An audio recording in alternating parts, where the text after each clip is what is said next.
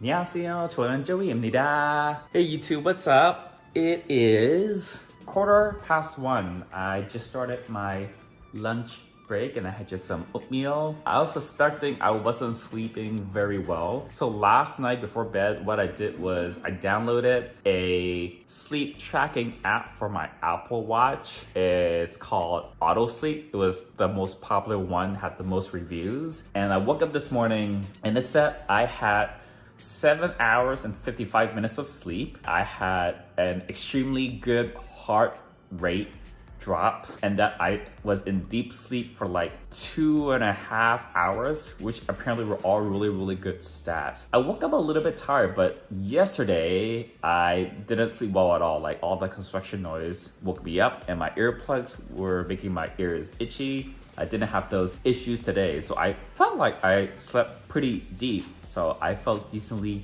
rested today. But I'm gonna keep wearing my Apple Watch to bed and keep tracking it. I don't know how reliable these apps are. If you guys have experienced these sleep tracking app for the Apple Watch, comment down below. I might as well get some use of the Apple Watch because it's been on my charger for like 6 weeks. So I don't know if that's actually good for the watch to be charging for 6 weeks. So I'm gonna like start using it to track my sleep. One thing I was reading about is that people could be getting anxiety or some sort of stress from not just the lockdown, but like just everything going on. Yesterday night, I got a bit of a tension headache. So it kind of started at the bottom of my head, the top of my neck. And it was like a very light one, but it was just a classic tension headache that combined with like the sleep and me feeling a little more tired. It matches some of these signs of like stress and anxiety. Even though I don't actually feel stressed or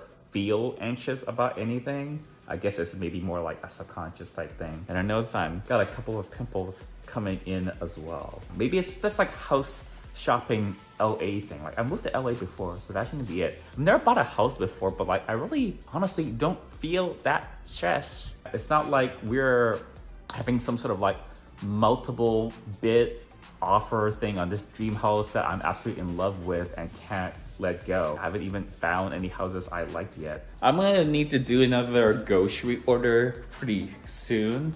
The food is slowly but surely dwindling down. It's the state of my refrigerator now.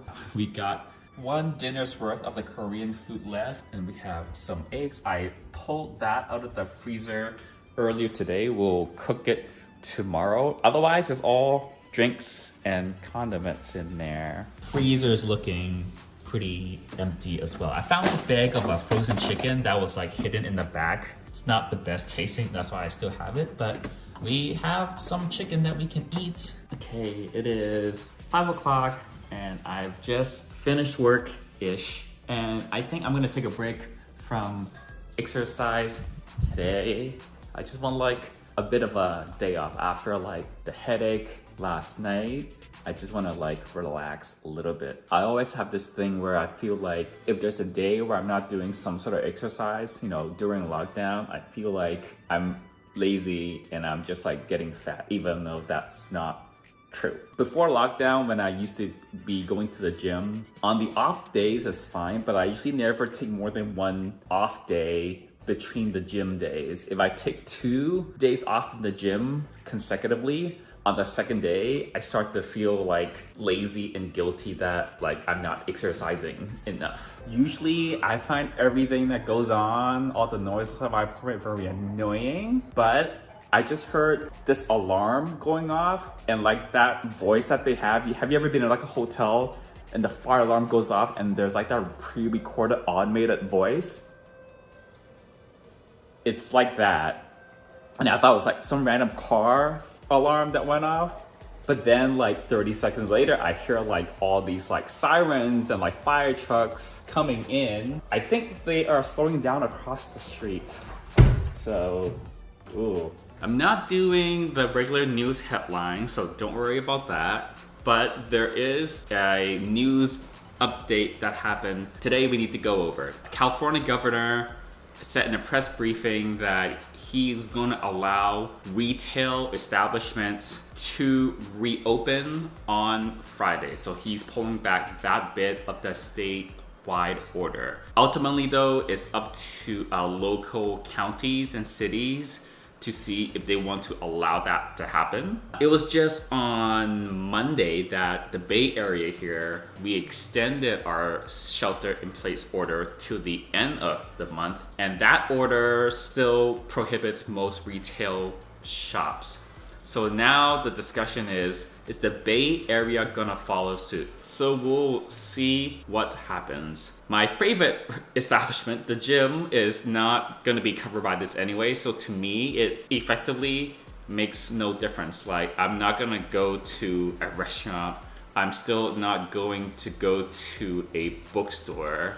However, I'm thinking about maybe going back to my physical therapy place pretty soon because my shoulder is not getting any better, and I feel like I've got nothing else to do anyways. If I feel like comfortable enough to head out there. They've been open pretty much the entire lockdown except for the very first week, but that was back in like March. They've been open like for all of April, and they're still open now. I still won't be happy until the gyms are open again. When we get to that point where like regular 9-to-5 type offices can reopen, in a way that would be nice for me because that will be something for me to do, and I can at least part of the time, if not for like the full 40-50 hours a week, work in the office again. Okay, YouTube, it is 8 o'clock and I'm gonna cook something for dinner. I still have the last bit of Korean food in the fridge and I'm gonna eat that later. But for right now, I'm gonna cook some of this chicken. I used to get this chicken all the time for when I packed my lunch for work before the office was closed. Oh, damn it. Didn't see this, but it's expired. Oh man. Does chicken actually expire? Okay, I don't even know why I'm saying that. Of course chicken expires. What am I talking about? It's organic. Aww, but it's frozen. Damn it.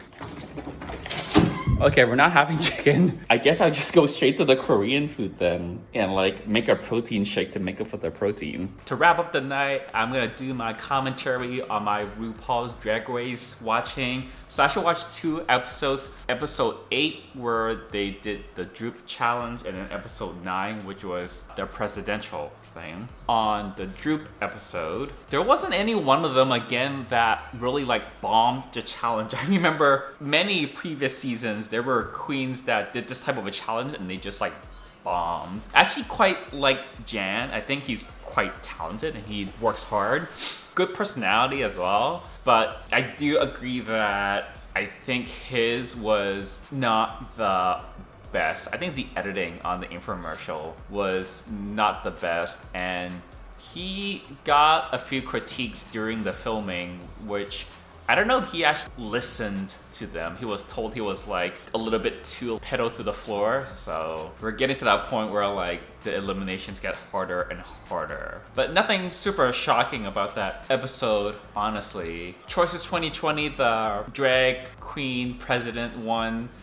They did this exact same challenge once before. Kind of wish they had like put a twist on it somehow. There are a couple of them that like it wasn't quite as good. Didn't personally find Jada like super funny. I guess maybe I didn't quite get the humor personally, but the judges loved it. I agree that Widow didn't do well at all. Gigi Good actually did pretty good, no pun intended, as well. I feel like she's very consistent. I like a lot of her performances, actually. She's quite multi-talented. But the thing is, do you know who I found like the most forgettable though was Sherry Pie. She usually has like a big personality, and I was a little surprised that her personality didn't really come out that much, right? You think about queens in previous seasons that had like big, huge personalities, it's in this type of a challenge where they excel. Think of all like the big personalities we've ever seen before. Ginger Minj is an easy one. But yeah, like for some reason, I barely remember that she was even in this thing. The camera was not on her very much. Because she wasn't memorable, I think I might have put Cherry Pie in the bottom instead of Jackie. Widow didn't do good, so unfortunately I think I will also put Widow down in the bottom. Because for whatever reason, I didn't fully get Jada's comedy. Maybe I just have to watch it again. Everyone else thought this was funny, so it must be a me problem.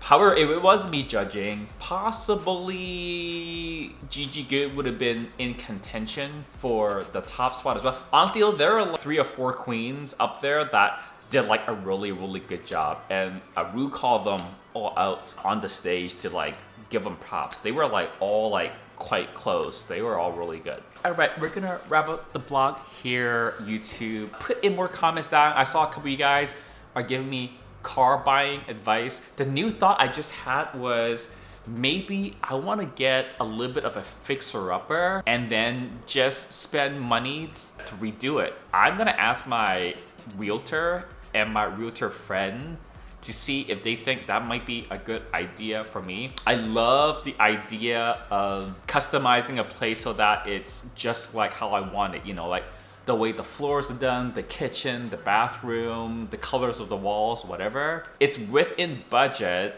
from the little bit of research I've done. I don't know if it might be like too much hassle, or maybe it might take too much time. Maybe it's gonna take too long because we need to get permits and electricians and plumbers and a contractor and painters and like carpenters. Like, I don't know how complicated it is. I've not done a remodel before.